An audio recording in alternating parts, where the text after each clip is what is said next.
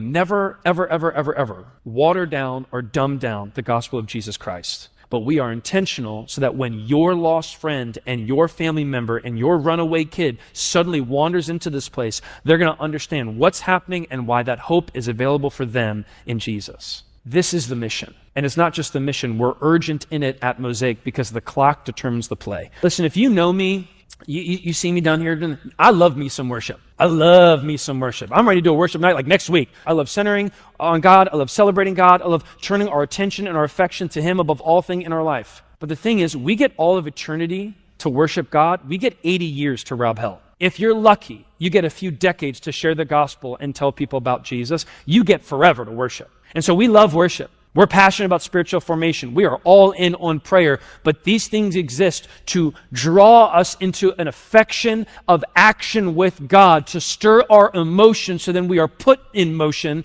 to reach people who don't yet know that grace is available in Jesus. In Luke 15, Jesus said, verse 7, "In the same way there is more joy in heaven over one lost sinner who repents and returns to God than over 99 others who are righteous and haven't strayed away." What you celebrate and how you celebrate determines the weight of what matters to you. How you celebrate determines how much something matters. And that's why we go nuts every time somebody gets in that tub and gets baptized.